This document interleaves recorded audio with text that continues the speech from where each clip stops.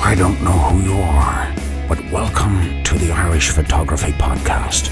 Sit back, relax, and listen about cameras, gear, settings, stories, and all things photography. Join Diarmuid and Darren on Ireland's Best Photography Podcast. Let's go.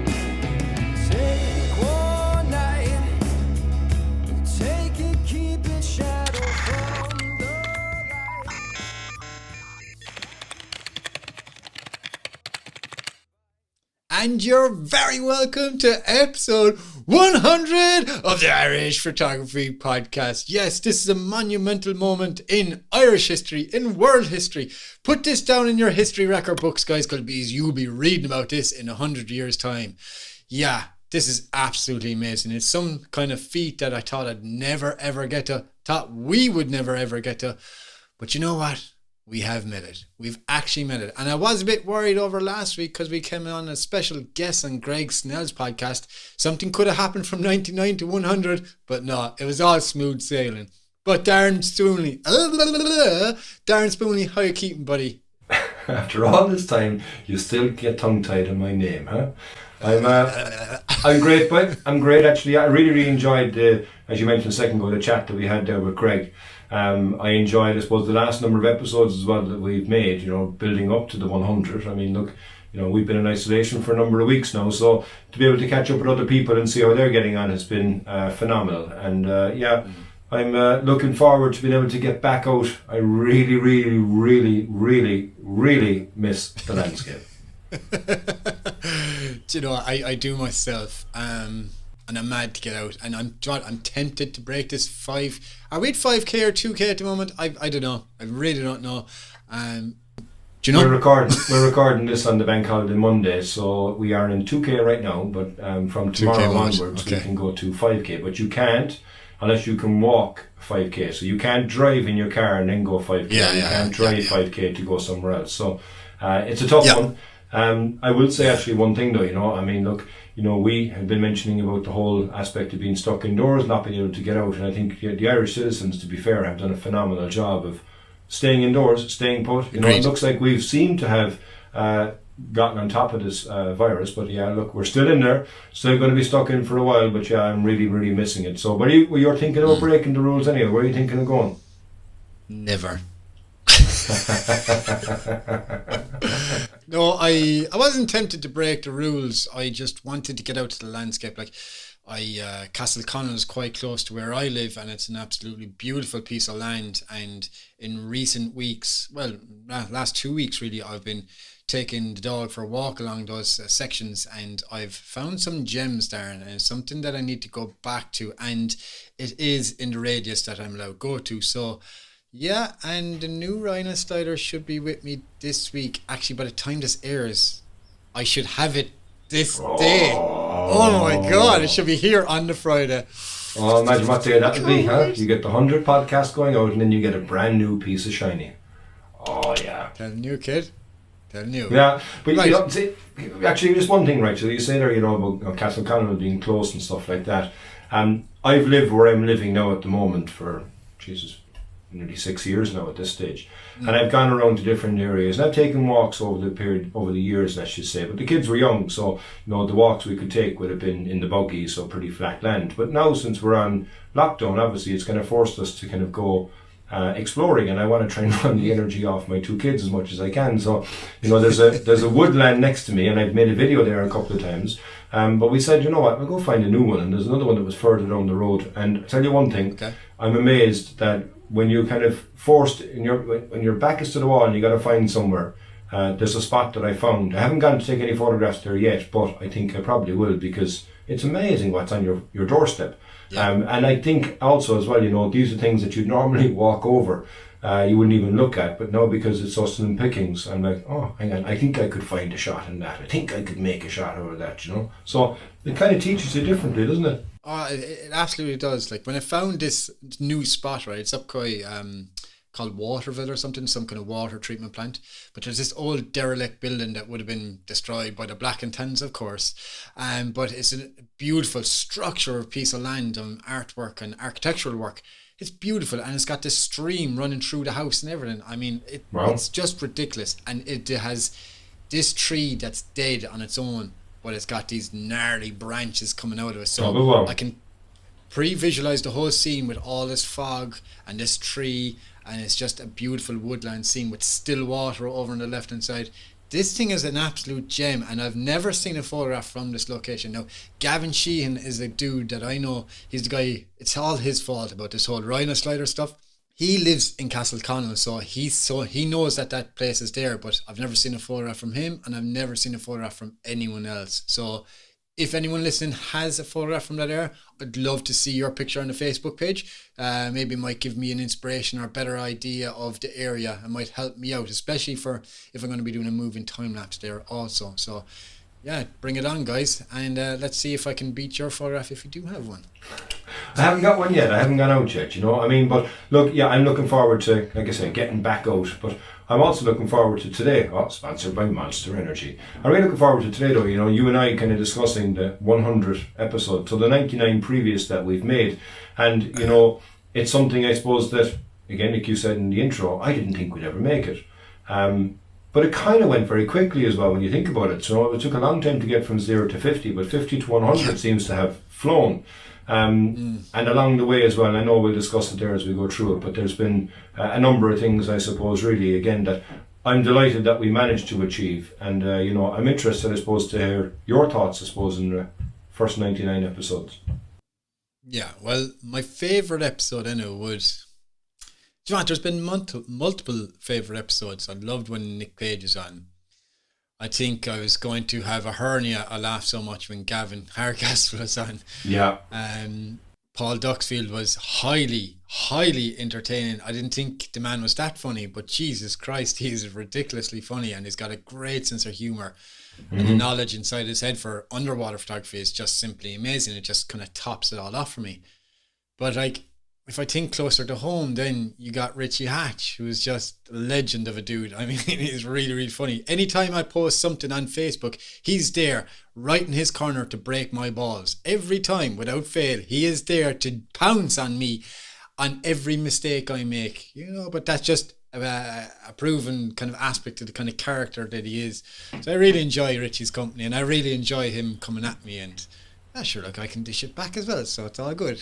Well, of course you can dish it back. I mean, probably the reason why he is on top of everything that you do is because the title that you gave him after the podcast, you know, Richie Hatch doesn't like his kids. I mean, like... Doesn't love his kids. Doesn't love his kids, yeah, there you go, you know what I mean? But, like, of course he's going to look everything that you do to kind of get you back. But, exactly, it's interesting. Oh. What? Well, the words came out of his mouth, not mine. Go back and check the episode. He said it, not me. No, it was the kids don't matter, actually, was the words that he used. Was that it? Oh, yeah. Actually, they don't matter. Yeah, exactly. You're the one that has said, I don't like my kids. So, yeah. That's true. It's true. But you know what, like you say it there, I suppose, and it is interesting when you think back about the different things that we've done. And, you know, for me, looking back at episode 1, episode 2, episode 3, episode 4, episode 5, all those early ones are still really close, you know. I mean, we've said it a number of times before when we were asked, you know, what's our favourite episode. And for me, it was the first one that we made because it was a pop in the cherry, I suppose, to a certain extent, and getting it out there, you know what I mean? But there was so much work went in on the back end of it. And I think every single podcast that we've made, there's never been one podcast, really. I don't think that we've went, we nailed everything on that. There'll be certain areas you go, I could get better at this or I could improve on that. And I think that's pretty much what drives us on from every single pod that we make, because you know, the different topics coming up with it, making it dynamic, making it interesting, making somebody, you know, or not making, but wanting, or somebody wanting to be able to listen in every single week for what you and I have to say. That's it. That's a commitment in itself. And I suppose, you know, we've had very good luck with the people that we've spoken to over the years, I suppose, because how long we're doing it now? What, nearly a year and a half? August 24th, 2018. So just over a year and a half. Yeah, you know, it's like if you think back to the very start, was there an episode or something happened, a podcast that you would have went, shit, God damn it, this just didn't go according to plan. This has upset me in some way. Is there anything like that happened to you? I wouldn't say upset me, but like we said on Greg's, what did he call it? I don't know. He can very long-winded name for the Irish Photography Podcast. I can't get his Irish accent out of Irish/Scottish accent out of my head. I don't know where he gets it from, to be honest with you. I mean, look, to be sure, Vigara. Fair play to him. It was great to be able to chat with him about it. But like, there's been so many that we've done over the periods of time. It's really, really hard for me to kind of say, all right, we're done. This is perfect. But I do think that there's been a few that kind of annoyed me a few times in regards to that could have been better, particularly in regards to me and my mic skills, because I've learned not to be able to go forward towards the mic. And get differing levels and stuff like that. So from a listening point of view, it kind of teaches you as you go along. But yeah, I've loved it every single step of the way, and I wouldn't change a thing, like we said on Greg's. There's been no real lowlights. A lowlight was when John hadn't got the time to continue on in the podcast, if I'm being honest with you, because we had a fantastic dynamic, the three of us. But again, at that same point, I mean, we still managed to have a conversation, you and I, and we brought in different people as well then to take that third seat.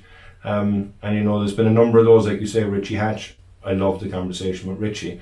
I didn't know what to expect, and I kind of, at the end of it, I had a pain in my stomach from laughing at it so much, So, and another one close to home actually was Anthony Lynch, and Anthony, talking to him today. So much knowledge in regards to astro, and even the way he spoke in regards to the distance, looking out his window, that there's a celestial something out there that's whatever it was, 2.76 billion trillion gazillion miles away, right. And he had down to the one, and I was like, wow, okay. Yeah. Yeah, he was pretty cool dude to listen to.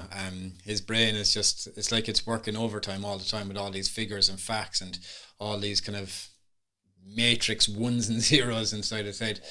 But I loved talking to those type of people. But if there was one episode where I kind of went, this didn't go as planned, this should have worked a lot better, has to be the episode that we did with Adam Gibbs. And we were kind of forced to put it out there because we kind of pre-announced to the world that we got Adam Gibbs coming on, and we were supposed to record on such a day, and then it got postponed, and then before you know it, we recorded literally the day before it's supposed to go out.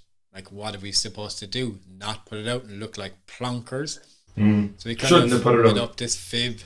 No, we shouldn't. We made up this fib, but we put it out, and content when he was talking to us was brilliant. I mean, I was so excited when we were talking to the guy. I was like, geez, this dude's on the next level, like, And then we put it out, and I was like, oh no.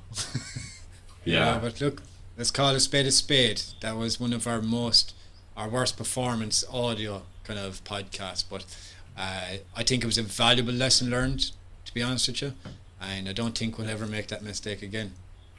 No, but it's also something, it ties into you with your, affliction of gas. I mean, look at in regards to the podcast. What have we done in regards to gear from the podcast now from what we started out with? And we've gotten better with it, with what we have. We should be getting better at how we're doing it, but even with the technology that we're using, it's better. The setup that we're looking at here, even from a video point of view, but even on the audio as well, there's a lot goes in on the creation of the audio, but even in the production of the podcast as well. And we've kind of evolved, and we've learned a lot. We've learned the hard way, I didn't go to college to learn about audio. You didn't go to college to learn about audio. We learned about audio by making mistakes, getting better as we went along, and going on YouTube and going, I cannot figure this out. Oh, bang, there's how I do it. But from your point of view, the big game changer, I think, was the colourful button machine that you have, which I think is, has been phenomenal in regards to doing outside broadcasts. Yeah, I totally agree. The Roadcaster, is it Roadcaster Pro? Roadcaster, just think it's the Roadcaster. It's just been a blessing in disguise. I remember, Jesus, I can't remember who tagged us in it. Sorry, no, it was a long time ago when you tagged us in it. And you're like, you should get one of these. And I looked at it and like, uh-oh. I looked at the price. Shiny.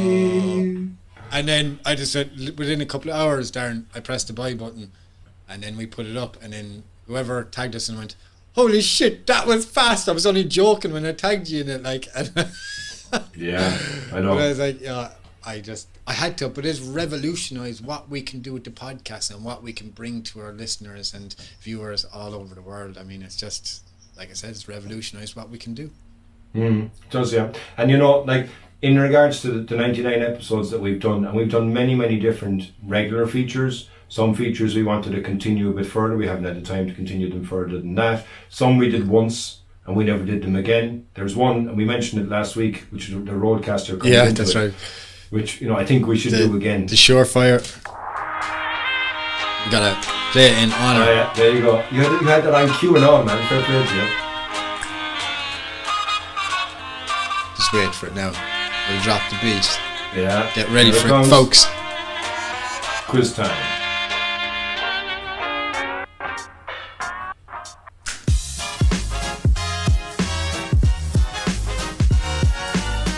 Anyway, so that was who won that? I won that quiz. I only enjoyed that because of the quiz, and you know, it was just a nonsensical quiz that we had done with it, and it was something we should do more often as well, just off the fly and off the cuff, you know. I think we should do it with guests because it's the only way we can do it, really. You know? So whoever's maybe hosting whatever gets to kind of quiz the two other guys or whatever. You know, I think it has to be done.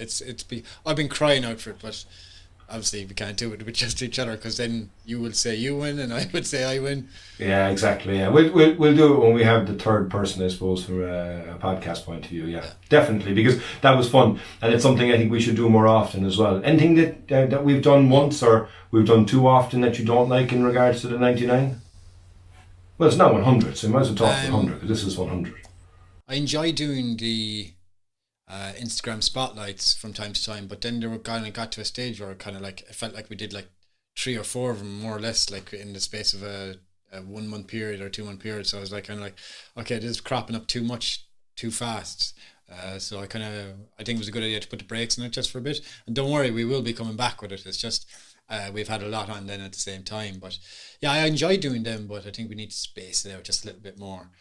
Well, you didn't even do the last one, to be fair. You know, I actually did it when I had to do the whole podcast on my own because at the time you were so busy coming up to Christmas. So it was actually December we did the last one. So now we're into May. So I think it was time for us actually to kind of do another Insta Spotlight. And, I should have said nothing. Sunday showcase, like, do you know what I mean? Feck off. Yeah, I also have to get back and do another one of the evolution of photography. I think that's one that we should do more of. But there's a shed load of work that goes into the back end of it to make sure that it's all done right. So it's just timing, I suppose, really. But we do plan them out. It's been great fun for the first 100. And yeah, we've kind of a big hurdle now to get over here to go to the 101, don't we? Big one. Big one. But you know what, Darren? Let's hold that thought. Let's go for a quick break and we'll be right back with some of our listeners' questions that they have lined up for myself and Darren. And being totally 100% honest, I haven't looked at a single question. We've screenshot them because I want to answer them. And Darren wants to answer them with full authenticity or whatever, all these fancy words there. So authenticity. Yeah, stay tuned, guys. That's the word. Thank you, Darren. We'll be right back in 1 minute. Congratulations, you guys, on reaching 100 episodes. That's impressive. I didn't think you'd ever get there, especially after hearing the first episode. But congratulations, guys, and you guys deserve it. All the best. Well, hello, Darren and Dermot. This is Thomas Heaton of Thomas Heaton Photography. Congratulations on reaching the milestone of 100 episodes. I am truly shocked and amazed that you made it this far, and may your success continue. All the best, guys. Keep doing what you're doing. Adam Gibbs here, probably one of the best landscape photographers of the 20th century here. I just wanted to congratulate Diarmuid and the other guy on their 100th year anniversary. I mean 100th episode. So congratulations, guys, and don't forget to send me that check for congratulating you. All right, bye. I'm Gavin Hardcastle, and I just want to say congratulations to Darren and Diarmuid on their big day. It's so nice that gay marriage is accepted globally these days. Oh, not that big day. I guess that's coming further down the road. Your 100th podcast. That's just brilliant, guys. And I really hope that this brings you guys a lot more sponsorship money because, as we all know, those spray tan treatments for Diarmuid are actually very expensive. And you're very welcome back to the Irish Photography Podcast, and thank you very much for all of the previous special guests. Some of you guys have sent some lovely words. I mean, that's a very kind thing to do, to take some time out of your day and send those videos to us. I mean, really do appreciate it, and it makes it feel so much worthwhile. And it's got a special place in my heart. It really does. Because you got all emotional there, man. You were really tough for words there, man. I know. Right. It brings it out of me sometimes, you know. I should teach an acting class or something. Aren't I good at it? Yeah, I don't know. Aren't you pure decent, like? I'm pure decent. Anyway, look, let's run on to what we said we're going to do. So, you guys have been very good. We put out a post saying the episode is up to you, whatever you want to do, and we'd like for you to send in questions that we have to answer no matter what, no matter how funny, how stupid, how serious, or whatever you wanted. No bars hold, just go for it, right? No bars hold. We have some questions. Yeah, all that crack. So, so Darren kind of takes charge of the Instagram page, and I do a bit on the Facebook page. So Darren's going to take care of the Instagram side of things, and he's going to ask the questions, and I'll take care of the Facebook ones in the next segment of the show. So Darren, the chair is yours, buddy. Give me your Instagram questions for you and I.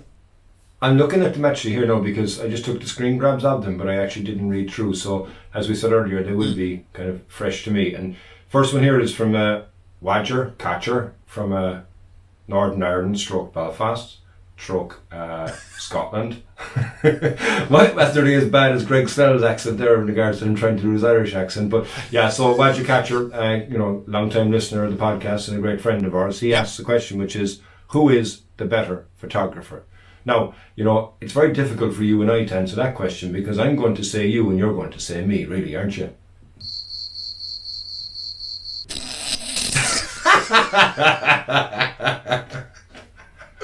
I'm only joking. If I'm being totally honest with you, I think both of us bring different aspects to the game. You have an eye for creativity and finding these compositions where I wouldn't sometimes see them. I think I have a good technicality about getting things sharp and stuff like that. And portrait side of things, I'm particularly very good at them because that's my job. It's what I do. If you pick up a camera, take a picture of me, you don't know what you're doing. And I'm not being mean or anything like that, but it's just the way you are. You know, but when it comes to the landscape thing, that's when you come alive. That's when you're on fire, and sometimes I wish I had what you have in your head at times. And some parts kind of scare me a bit. No, you don't. If I'm being honest. No, you don't. But I think a better photographer, I think it'd be 50-50 if I'm being totally honest with you.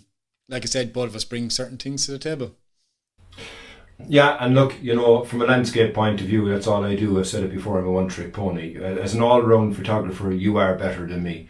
But if you and I go out together, I do get better photographs because you seem to be concentrating far too much in regards to video and missing the shots. So that will come with time. It's something that I've learned, I suppose, from doing it over a period of time. I suppose that the distraction of video can get in the way, but from the landscape point of view, that's all I do, man. So, I can't turn around and say I'm a better photographer. I mean, yeah, okay, whatever. I suppose. Thanks for that question. I suppose the next question actually here as well is from John Holmes. I think is it Dove Glass 95. I think that's his Instagram. I think maybe I'm wrong on that, but it's actually an interesting question and it revolves around gear. So you'll probably be best poised to answer this one. Is if you had to use just one lens for the rest of your life, which would it be? Now I know your answer. But yes, I know what my favourite lens is, but what I'd have to use for the rest of my life. Would it be practical to use the 1.5 Pokemons for the rest of my life? I don't think so. Mm-hmm. If I had to use a lens for the rest of my life, I'm going to pick the most boring lens that's been ever made. Okay. 24 to 105 Yes. RF F4. lens, but that's the newer model of the the EF lens. So the Yes. RF is ridiculously sharp. You've seen it yourself, Darren. It's just Yeah, unbelievable. beautiful. And then you've got the aperture ring, and you've got all the bells and whistles. But what I do miss in that lens, and nobody talks about it, is there's no kind of diagram on your lens like you do with the EF lenses to tell you what your distance is from your focal length. So if you want to focus to infinity, you can't see it. And that kind of grinds my gears a bit.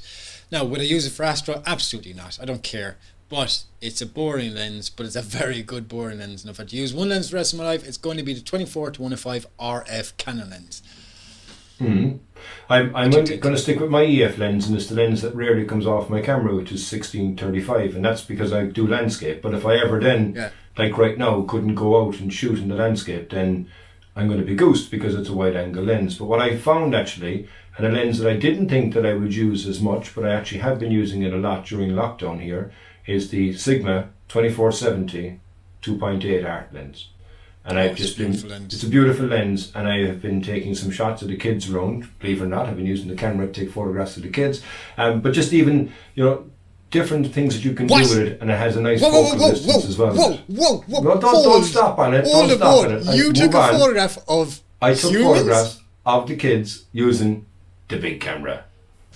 Oh my God. This is monumental stuff here, boy. Jesus. I know, and I threw a flash on it as well. Oh, here. Oh my God. What? Someone hold me up there.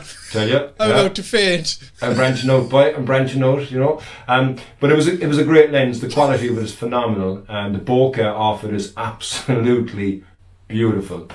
So you talk about the bokeh monster. Yeah, it is. The Sigma lenses produce beautiful bokeh, and at 2.8 it is phenomenal. So yeah, for me it's kind of difficult, but I think probably the 16-35 is what I'll stick with.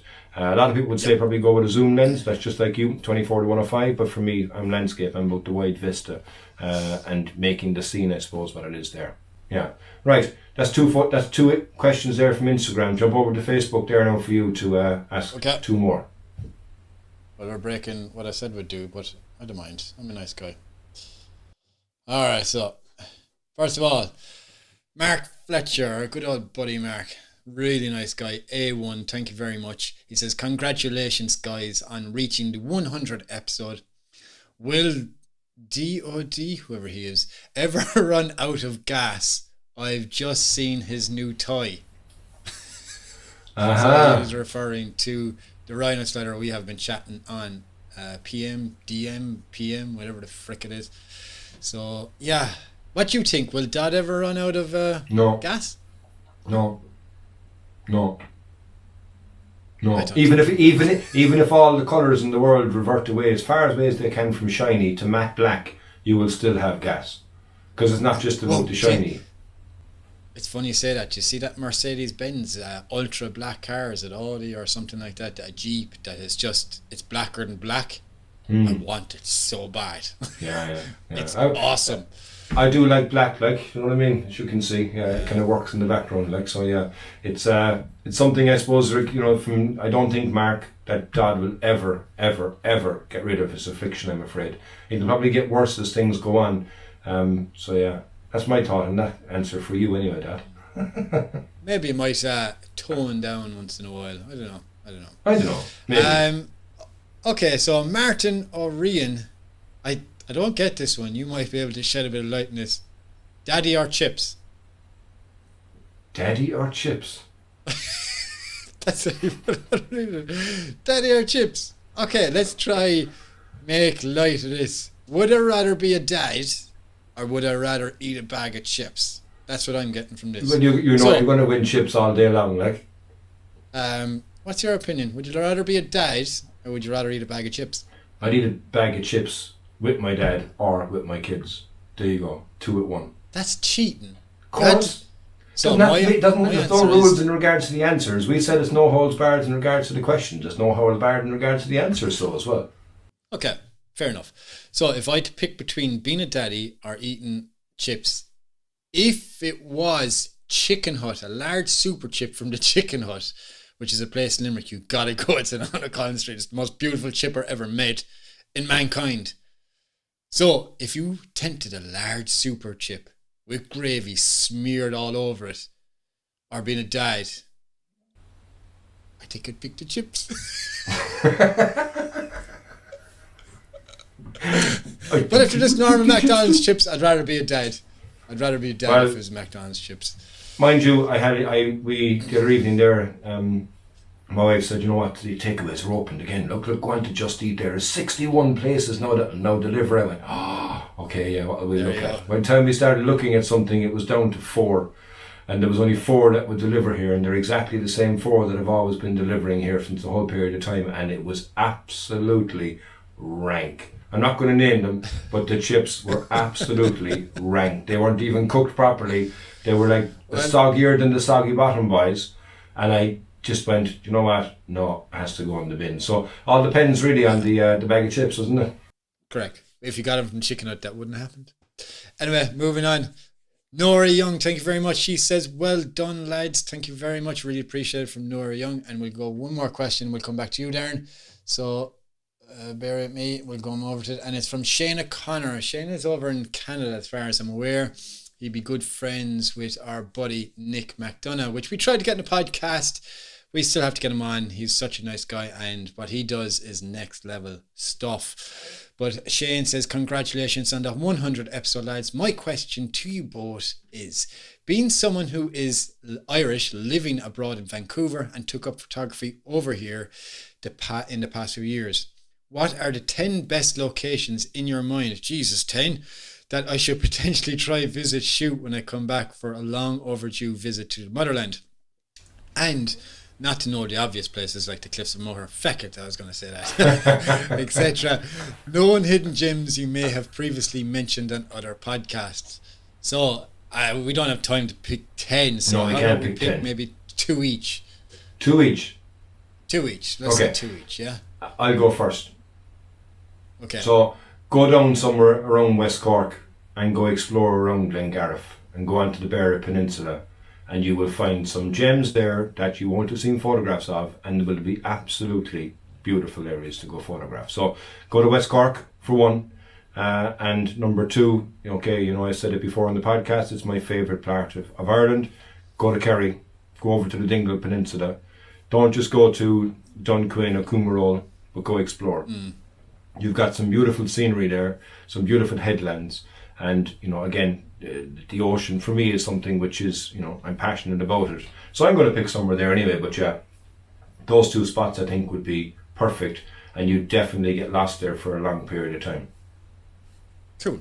Great answer. I like them. So my answer would be somewhere inland, not Seapscape. It would be Gleninchiquin, and it's a place where you and I went, Darren, and Nick McDonough came with us as well. The reason why I thought about that is basically because of Nick, and I really enjoyed my evening that we all spent together. And it's a fabulous scene. There's a shot there that I wanted, I'm still waiting to get, and I'm just waiting to be able to afford a Land Rover 4x4 massive Jeep so I don't destroy my car the next time I go down there. Yes. But it's an absolutely beautiful place to be, and there is a shot there, and I think Norma McCluskey is a beautiful shot in that location, if I'm right. You have to get it perfectly right with the water coming over the waterfall after a deluge of rain. Correct. Yeah. Doesn't last long as well, apparently. No. So my second spot would be somewhere that we have visited again recently, and a few people have been there, but not many people know where it is. It's the Secret Waterfall, and it's an absolute picturesque place, really, really nice to visit. But not only is the waterfall pretty amazing, but it's the spots on the way to the waterfall that really grabbed my attention. I think I must have picked out at least, I'm not joking, between 20 and 30 different compositions on the way to the waterfall. Yeah, agreed. So what you get inside the waterfall is a bonus, but everything else outside is just it's fair game, man. So they're the 2 locations that I would pick. Thanks very much, Shane, for that question. I enjoyed that one. I liked your answers there, and they're really cool. Thanks very much. I swear I was practicing them, but I wasn't. But anyway, yeah. Back to Instagram. Okay, so a couple of things there, I suppose, from Ian White. Congratulations, great podcast and great content. Thanks very much, Ian. Another one here is from a Taljan91.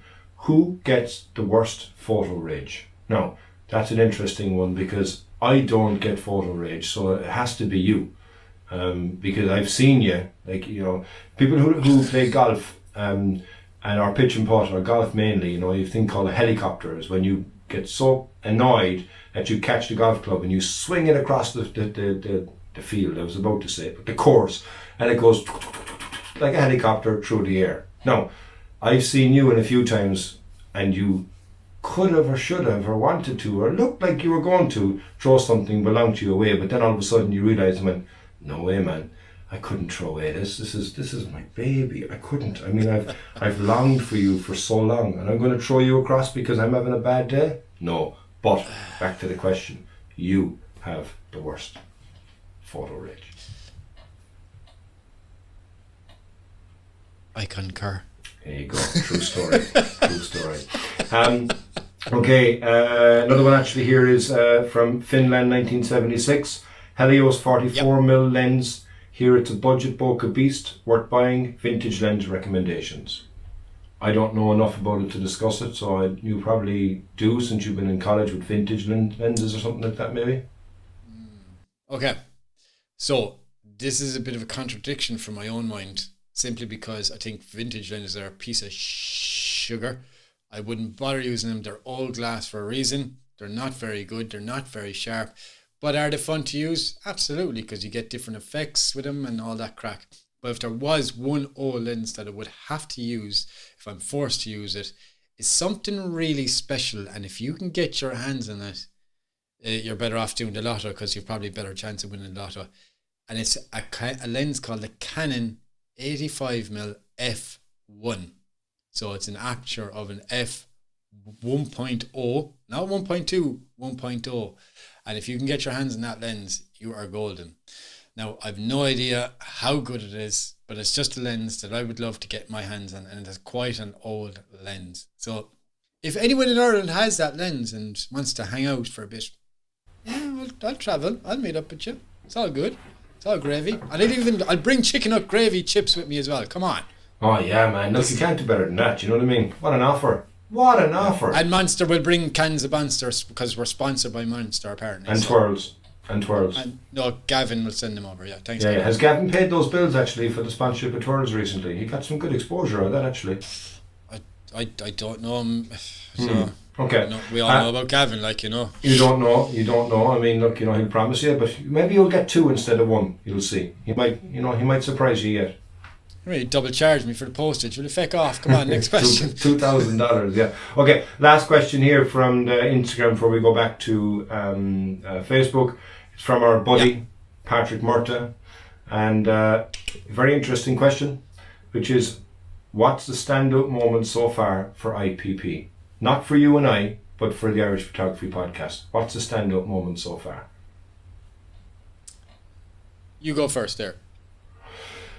Oh, I think, I don't know. I mean, it's a hard one because there's been so many. And if we think about the podcast, I think probably the standout moment for the podcast was what happened recently in regards to Greg making the video about the podcast and to share the podcast with a wider audience around the world. So, yeah, from the podcast point of view, collectively, you and I think that's probably the standout moment as far as I'm concerned. Okay. Yeah, that's pretty cool. That's a good answer. How about yours? In my opinion, I think it's when we went to England to the Birmingham show and we got to meet all these people, and I've never met some of them, never even heard of them, and people are coming up to us saying, "Oh, Diarmuid Darren, great podcast." And I was there going, holy shit, people know who we are. We're in a different country and people know who we are. So when that happened, that was kind of a moment where I felt like I belong here. If that makes any sense. I mean, like, work my tail off to do what we do. And when that happened, I felt like I was on the next level. And I think because of that feeling, I think my photography kind of came up a notch. If that's, I don't know, it probably didn't, but it would do. I just felt like I felt like on top of the world, really. And I thought it resulted in the photographs as we went away, because we went shooting in the Lake District and this place and that place, and I really enjoyed it. And you went shooting in places that you were kicking and screaming, not wanting to go there, so it even made it better that you went there and not only went there but enjoyed it and came back with some good images. But yeah, Yeah. Good answer there too, man, actually, in regards to photography show, because, that was great for you and I to be able to go over there and, represent, let's just say. And it was fun to meet all the different people. And, one day we will have Lara Jade on the podcast. We'll have to get her on after her cameo meeting of you when she was running away from you down one of the aisles in the show. Oh, she wasn't, but it was good. Yeah. Darren. But that was a good one. Okay. I can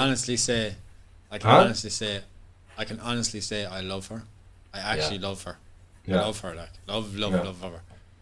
I'm not surprised. She is beautiful. She is beautiful. And a fantastic photographer as well. That's what I meant, like. Yeah, of course. Yeah, of course. Yeah. True story, not. Right, go on. Go back over to Facebook there and show us out a couple of questions. We can't get all the questions, obviously, because there was so many of them, to be fair, but we'll try and get what we can get through, yeah. True. So, Max Snap Agram. So, top 10 photographers in Ireland, why you picked them and why we don't hear more Irish photographers on the Irish Photography Podcast. Question. Congrats on the 100 episode. Max Snap Agram, thank you, sir. Yes, thank you very much. Appreciate it. Thank you very much. All right, top 10 photographers. Let's pick 2 again. We don't have time to pick 10, unfortunately. Sorry, buddy, but we will pick 2 each. Okay. 2 photographers in Ireland. Who are the top 2 in your opinion? You go first. I went first the last ones. Feck it. I was hoping you would say them first, so I have a bit of time to think. Yeah, exactly the same as that for me. Okay. I actually, this kind of seems like a bit of a cheat, but it's not, because he hasn't been on the Irish Photography Podcast. But I was lucky enough to interview Peter Cox in one of my 1-to-1 series on my YouTube channel, and I think that dude is one of the best in Ireland. His drone shots are amazing. I think he's a really nice guy. He's got some of the best gas in the world, and I think he's a really nice guy, and I think he's one of the most famous in Ireland. He's got 3 books. Well, he's about to release the 3rd book. So I think he'd be one of the top 3 photographers in Ireland. The other one, who else would there be? Jesus, man, we are riddled, but I can't narrow it down. And who hasn't been on yet? I'll jump in and give you some time, because I've got 2 people that Okay. I actually got 3 people, if I can go that one extra step further. Okay, all go 3 of them I don't think are professional photographers. All 3 of them are landscape photographers, and they're the only ones that I can really comment on, because not that I'm qualified to talk about them, but it's the only thing that I know about, I suppose, really. First is Yarrow Fagan. And Yarrow is a phenomenal photographer. If you haven't seen Yarrow's photographs, go check him out on Facebook, kerryviews.com. Guy from Slovakia. He lives in the Dingle Peninsula, and he will not go anywhere else other than the Dingle Peninsula, and I can't blame him, because the photographs that he gets from there are phenomenal. Second is Johnny Baird. So I think Johnny is an amazing talent. I think he's got a very, very good eye for a photograph and a technical prowess as well to enable him to get that photograph. And the third for me is a guy from Cork, David Ahern. And I think David does a phenomenal job, not only from finding the photograph and taking the photograph, but his post-processing. There's something special in regards to it.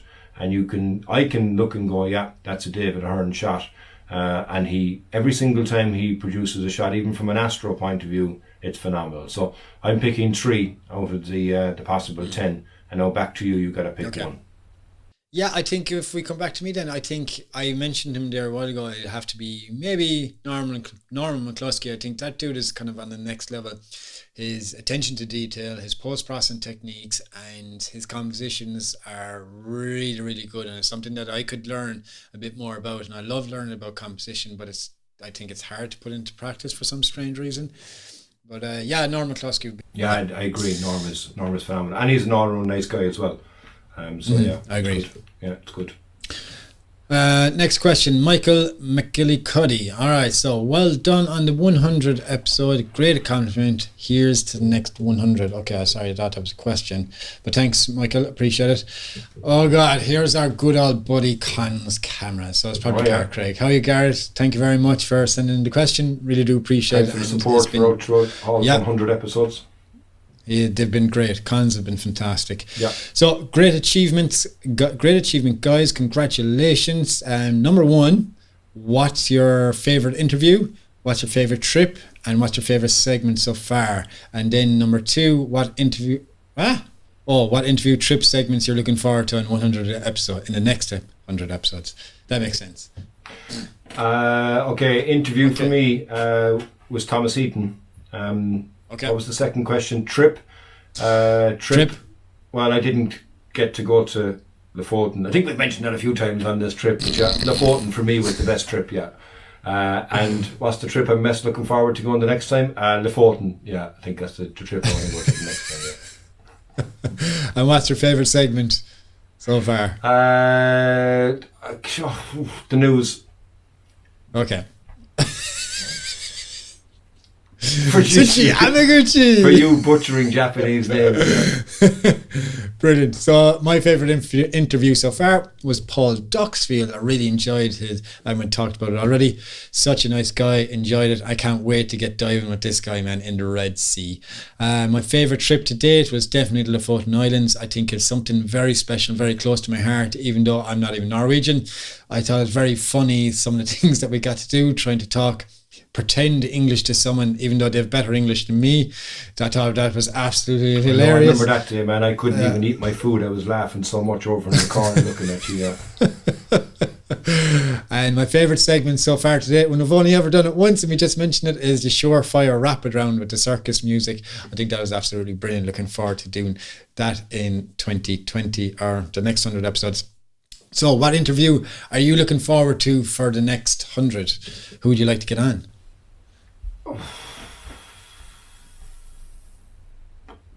Besides yourself. I don't know. There's a number of people I'd like to get on. I think in the next 100 episodes, let's put the gauntlet down. In the next 100 episodes, we'll get Peter McKinnon on the podcast. Oh, Jesus. That's wow. Okay. Yeah, in the next 100. I hope so. Next trip, you said at Lofoten. Yeah. And what segment are you looking forward to in the next 100 episodes? I think coming up with newer topics, relevant topics. I think I really enjoy the whole aspect of giving challenging for myself and challenges for our listeners, but I also think different segments that will come up. But there's no answer in regards to what I have that I'm looking forward to coming up, but I'm looking forward to what we can see that will come up itself. Yeah. You? Okay. My favourite interview that I want to get done in the next 700 episodes is Alex Mustard or Darren Dew. We were supposed to get Darren Dew on when we first started, but then the line just went cold. Well, we're actually glad that we didn't, because if it was anything like Michael O'Sullivan's interview, we would have ballsed it up dramatically. Yeah. So told off, I suppose, until then. Yeah. That dude is unreal. I mean, he's a canon explorer of light, It's a favourite trip that I want to go back to for next year is Iceland. I'd love to do Iceland or Greenland, one of the two. I don't know which one. Probably Greenland, because it's a bit more unknown than Iceland. Iceland's a bit more popular. Although I have unfinished business from Isle of Skye as well. I have to go back there. It's driving me nuts.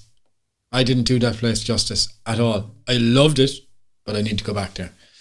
Isle of Skye, I'm going to change that to Isle of Skye, and it's more achievable, it's more closer to home, and it's going to be a bit cheaper to get there. And what segment? Segment, I want the circus Surefire Rapid Round back. Can't wait for that one. Okay, let's bring that one back. Okay, are we back to Instagram there? We wrap these up? Back to the gram. A couple of quick other ones actually. So again, another one from Patrick Merton. Controversial question. Oh God.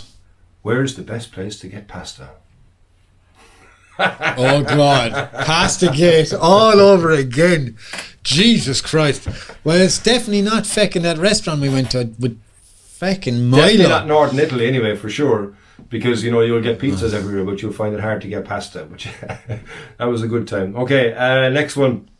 What's been the biggest shock, good or bad, that you've discovered since starting? And again, actually, that's from Patrick. Good questions, Patrick, actually. So what's been the biggest shock, good or bad, you've discovered since starting the podcast? My biggest shock was the transformation that it made to not just me, but the podcast, is owning a Canon ESR. It's the biggest shock. I mean, it literally transformed who I am in filmmaking and photography. And if you try to tell me anything different, you're a goddamn liar. I bet I won't. Okay. So I was waiting for tumbleweeds. biggest shock for me, I suppose, since we started the podcast is that we've actually reached 100 episodes and we haven't missed a week. It's a big commitment to not only say, okay, we're going to start a podcast, but to make the podcast, come up with the ideas, get the whole thing actually scripted out, get the whole framework itself, I suppose, laid out, get it recorded, get it edited, get it promoted, get it live, and then start all over again. And it's a continuous thing, and you have to be relentless, I suppose, and to be able to get something like that done.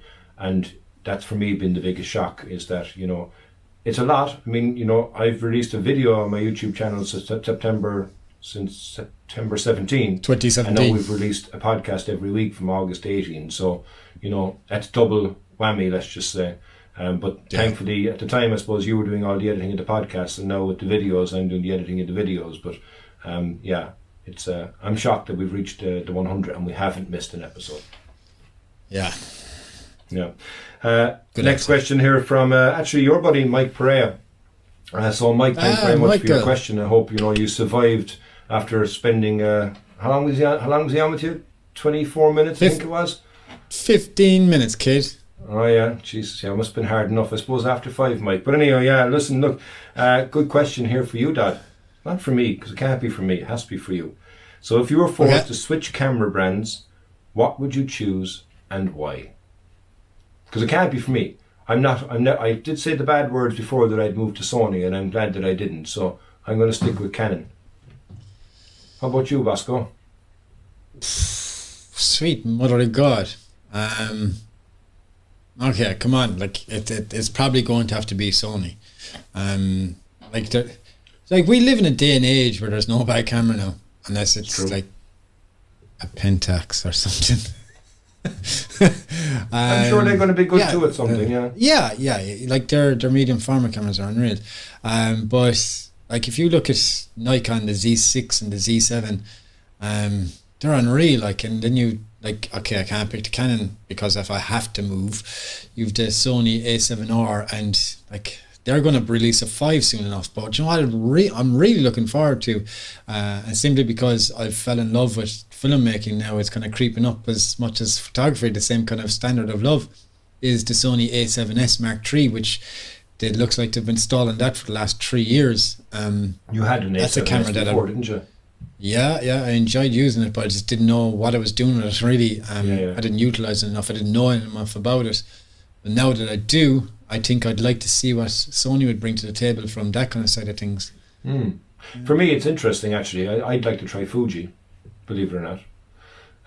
I think it's a completely different colour profile, and even from looking at people that are using it from a video point of view and stills, it's a completely different camera. And what they've come up with now in regards to the quality, I think it would be different to do. It's kind of a very rustic colour.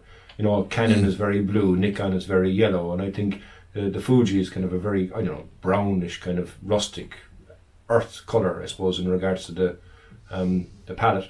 But yeah, I'd like to probably try Fuji, but I'd probably end up throwing them in the bin because the menu system would probably wreck my head, because I'm so used to Canon. And we said it before, I mean, you pick up any Canon camera, you can use it almost instantaneously, and if not instantaneously, it's only going to take you a matter of seconds to know your way around that camera. Very true. Even that, and that's even with the latest iterations of the operating system that they've done in the EOS R and the EOS RP. But now even with the EOS R5, it's solidified. I'm done. I'm Canon. I'm not moving. I mean, I can't wait for that piece of kit. That will be the one. That will be the one. That will be the one. Yeah. Very true. Very true. We'll be back in 1 minute. We're going to go for one more quick break, and we'll have a word from some people we love. Right back in a minute. Diarmuid and Darren, congratulations on 100 podcast episodes. I have probably listened to like 3, and all of them were really good. So I'm assuming the other 97 were just as good. So keep it up, and I'm sure to see more of the Irish Photography Podcast in 2021. All right. Hi guys, congratulations on reaching 100 episodes. This is Sanjay Jogia. We met in Dublin at a Canon event a couple of years ago, and you guys made me feel very welcome, and you had me on your podcast at the event, which was really good fun. So guys, keep doing what you're doing, keep entertaining us, and I hope we get to meet again soon. congratulations again. Hi guys, congratulations with your 100th episode. I hope I can return one day and add even more pleasure to the listeners. Hi guys, this is Winslow Townsend, a photographer from the other side of the pond, congratulating the Irish Photography Podcast on their 100th episode. Way to go, guys. Great guests, great information, and even a funny joke once in a while. So it's great entertainment, and I look forward to the next 100. And you're very welcome back to the Irish Photography Podcast. Thank you very much for listening to us for this long. We've been on for the bones of 50 minutes now at this stage. And we love having you here listening to us each and every week. And we hope we keep you entertained for another 100 episodes. So we're going to jump back into some more questions from you lovely people. And we are going to listen to a question from Joe Silk. I like his second name. How awesome would it be to have a second name called Silk? Isn't it smooth? Smooth. Yeah. So Joe is saying, well done on the 100 episodes. My question, do you consider landscape photography to be an art or a craft? What say you, Spoonley? Oh, very good question. Very, very, very good question. You have to be crafted to be able to create art. And particularly in regards to from a photography point of view, you can't just go off and do a painting and be it subjective. You have to know what you're doing from a craft point of view. But I think there are people out there that create art, but without knowing what you're doing and having the skills for that craft, it's very difficult to create art per se in the normal circumstances. So for me, I think one is directly linked to the other. Okay. My opinion, it's an art. I go out and I create an artful masterpiece in my head, whether other people think it's a beautiful masterpiece or not, but as long as I think it's important to me and I feel like that it's nice to me and I feel like it's a masterpiece and I'm really proud of it, then it's art to me. It's my piece of art, no one else's. And I've always been that way. I shoot for myself and no one else. Now, don't get me wrong, I don't want to contradict myself, but yes, I did have a video on YouTube. You might stick a link up here, Darren, to it if you could, about having the lads critique my work. But the reason for that was to improve myself in my art. So yeah, I very much see photography as an art. But yes, I can see your side of it also, that it is a craft, and it is a craft simply because you use the tools and the creativity to adjust your camera settings and stuff like that. But yeah, an art to me, it would definitely be. Yeah, good answer. Not right or wrong. Yeah, good. Next question. Well, Brendan Diver. I can never pronounce Brendan's second name, and I asked him this question up in Sean one time. I was like, "Is it Diver or is it Diver?" And I can't remember what he said to me. But Brendan, I'm sorry, buddy. I butcher everyone's name. So look, take it as a compliment that I butchered your name. Yeah, so he just says, well done, congratulations to you, delighted to get that. And Anne Ledden says the same. She says congratulations on the 100 episodes, here's to many more. And we also have and she says, when do you think photography stops being photography and becomes art? Overdose from Photoshop or other programs? Overdose from Photoshop or other programs. I don't know what she quite means by that. Maybe it's a bit of a typo. But yeah, so when do you think photography stops being photography and becomes an art, Darren? When you create something that wasn't there with your naked eye, and you use photography to create an illusion of an image that you have concocted in your head, that's, I think, when it changes from one to the other. I like that answer. I wish I came up with that. God damn it. Shit. I have no answer to that. I actually have no answer to that. When does photography stop being photography and become an art? Okay, maybe I do. Once you print your photograph, you go to the likes of, you go down to O'Connor's in Lower William Street, the best printer in Limerick City without a shadow of a doubt. Whelan's are really good also, but besides two of them, there's not a single good printer in the rest of Limerick. Those two guys know what they're doing. But if you go into Martin and O'Connor's, where I go all the time, and you get a print made, and then you go bring it to the framers, professional framers, not just going into Range or the Homestone Moor and getting a crappy frame. There's nothing wrong with that. I've done it myself. But when you get a proper frame with proper glass and a proper mount, and you hang that up on your wall, then that makes it art. So it's no longer photography.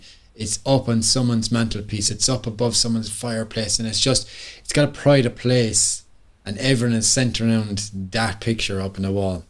That's when it stops being photography, and it has now become an art. Good answer. Yeah, Tricia, you amaze me, but you actually had a plan B as an answer as well in the bag, right? Yeah. Didn't realise you had it in your locker. Fair play to you. I'm telling you, boy, I was surprising you all week, boy. You even said it to me on the phone the other day. Yeah. I don't know what happened to me this week. Hang on a second now. Look, you've got double doors in your house already. You don't need many bigger, so we'll stop right there, okay? Okay, let's go. I don't understand the other question. Overdose from Photoshop or other programs. I imagine it's got to do so much in regards to the artistic involvement of Photoshop to create an image and turn it into a work of art as opposed to the image. All right. Pat Milan says, what's your favourite colour to work with? Jesus, come on. Do you not listen to the podcast? Orange. Purple. Well, I'm only joking, Pat. But kind of not. Well done on 100 episodes. Thank you very much. Appreciate it, Pat Milan. But it has to be orange. I love working with orange. I just released a video. It would have came out last week. I just did a speaker gear review, and it was a funny segment in it, just saying that I love orange and like an orange wristband, orange t-shirt, orange shoes, and my van is orange. Yeah. It's orange everywhere, man. We love orange, you know. But yeah, orange would be my favorite color too. It just is. I love orange. And you are purple? No, it's not purple for me. Okay. No, I said purple. I was trying to be controversial. Oh, okay. I don't really have a colour, to be honest with you, that I prefer to shoot in, because I'm shooting the landscape more so than anything else. But I suppose I do like green. Maybe that's, I suppose, in regards to the landscape, so that kind of matches in with that. But yeah, no, I don't have a particular colour because I don't really have a choice in the landscape, you know? Yeah, cool. Kettlebell Padawan. This dude, he's great to post on the Instagram page and Facebook page. So thank you very much. Yes. A very valued supporter of the podcast. He says, congratulations, guys. Top 10 VSPs for under €100. Let's just pick one each, okay? Because I think there's only been one VSP under €100. No, it's not. I've just been a few. VSP. Okay, 1 second. My top 10 VSP for under €100 is the Haenel Capture Pro. Okay. It is a phenomenal piece of kit. It is very, very versatile. We spoke about it again last week, actually, on Greg's episode, and how good it was and what we can use it for. For me, great piece of equipment, and has changed how I take photographs in the landscape. That's cool. I'm looking around to see what I can pick. Yeah. Which one is my favourite child? Oh no, that's over £100. I was going to say the Rode Wireless Go. It's brilliant. That's €200. Feck.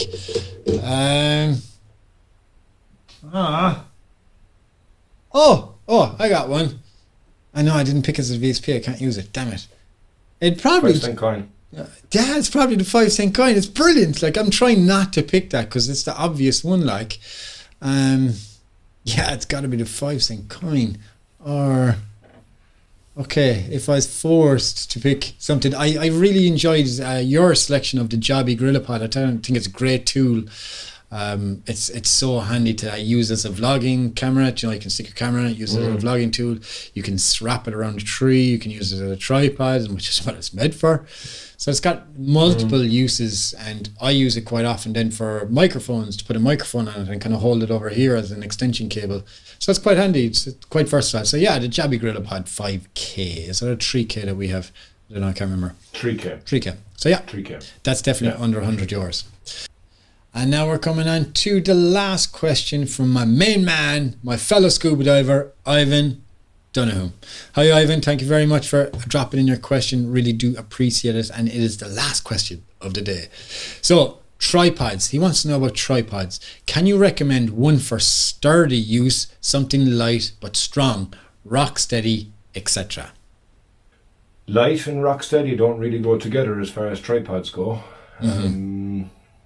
the Manfrotto 190 is a very good tripod for the price of what it is and what it can do, the versatility of it.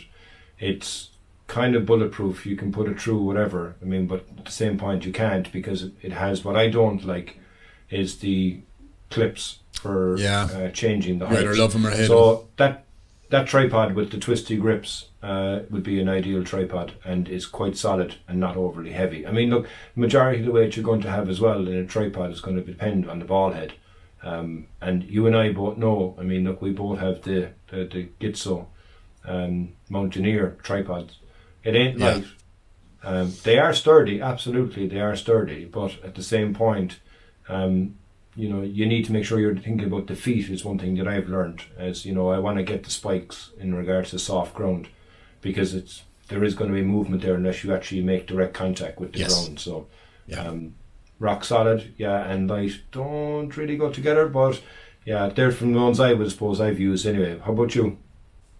I'm going to pick a brand that I totally disrecommended from a budget point of view, is the Raleigh. Absolutely hated the first tripod that I had from them. Thought it was an absolute joke. My experience of having one was absolute joke. Hated it. Dealing with the distributor was an absolute joke. I have no time for the human being, and I have no problem sending a podcast out to the whole world. I really don't. But I have to say, their mid-range tripods, the Raleigh Rock Steady Beta tripod, is a carbon fibre tripod. Yeah, that is a good tripod. It's absolutely brilliant, and it'd be the one time, and look, call me petty all you want, but I would not buy it in Ireland. I'd be the one time that I would buy it in a different country like in Amazon or eBay, and I've no problem saying it. I think it's a great tripod to get. It's rock solid, hence its name. It's carbon fibre, it's light, but you don't get a head with it, so you have to be prepared to buy a separate head also. So I think that tripod, love using it, never had a problem with it in any way, shape or form, but just don't buy the budget models of their cheaper range. The travel tripods, they're an absolute joke. They'll lock up in the slightest bit of rain. So that would be my recommendation for a tripod. So happy days. So listen, look, you know, they were great questions. Thank you very much to everybody for putting in the questions on Facebook and on Instagram, and you know, some as well we received via mail as well directly, so it was great from that point of view. And you know, Diarmuid, we've looked back on 100 episodes, and you know, a few people have asked us what are we looking forward to for the next 100 episodes. I think it's going to be phenomenal. I think we can get better, we can get, you know, stronger at what we do and more accomplished at what we do. And like, if you look back in regards to some of the guests that we've had on, and people that have that speak a lot, not only just from a voice point of view, but even a video. Somebody comes to mind me is Blake, and you know, Blake, 2,000 videos he's made, and when he was on the podcast with us, it was just rolling off his tongue. It was perfectly fine. I think dude's a machine. We'll probably end up being in that way, hopefully not long from now, if we're not there already, but getting even better as we go on. So 100 to 200 is going to be absolutely awesome. I think. So thanks, I guess, for everybody sending in the questions. Diarmuid, any final thoughts on this centenary episode? It's just been so amazing, so emotional. I mean, like, I love all you guys. I mean, it's just been freaking amazing. The support that we get from everyone, the support we get from Cons, the support we get from Whelan's, our sponsors. Thank you so much to Hill Industries. They've backed us from the very start. I mean, they've been fighting our corner to get us here, get us there, get us these products to use and test. I mean, it's just been a roller coaster ride. Thank you very much, John Myler. I will never ever forget what he's done for the podcast to get this thing up and running. I mean, he was an integral part of the team. Thank you very much to you, Darren. I mean, you went above and beyond for the podcast a million times over. I really do appreciate you being my running mate and my best buddy for this podcast. I mean, it's just been amazing. The trips that we've been on, come here. We could be here all day long, but the most important people that we have to thank is the listeners and the supporters. I mean, like, without them, we wouldn't be even here, Darren. I mean, it's just been amazing. They keep us going every week without fail. Yeah, I agree. And you know, for me to summarise, I suppose really exactly the same as you said. It's the people that listen to the podcast week in, week out. You know, we could go make it and just you and I listening to it.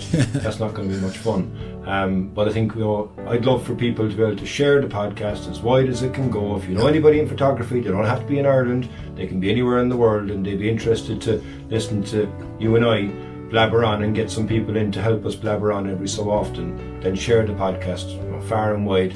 If you're not in the Facebook group already, come join us in the Facebook group. You'll be asked a question, very simple answer. If you're not following us on Instagram, come follow us on Instagram. We're on all the channels except for TikTok. You're going to be I'm too old for TikTok. I can't be like Duxie down with the kids. So you know, you have to be the one who goes on the TikTok there. No. It's funny when you say the down with the kids. Trish is watching Modern Family and your man is like, I'm down with all the things. I know exactly what to mean. Like, WTF, what the face, or whatever. He broke my whole laugh when he said it. LOL, lick or lolly. Yeah, okay, whatever. Everyone, thank you very much for listening to the Irish Photography Podcast. I hope you really enjoyed this 100th episode of the Irish Photography Podcast. We'll be back next week with episode 101, where we'll be doing I Have Not Got a Clue, but we'll be looking forward to it anyway. Thank you very much for tuning in, guys. Heyo. Thanks, everybody. Slán go fóill. Hey, guys. If you dig what you're hearing, why don't you jump over to iTunes, Spotify, or wherever you get your podcasts. Give us a 5-star rating and don't forget to share with your friends. With all that done, we'll see you next week. And remember, keep shooting.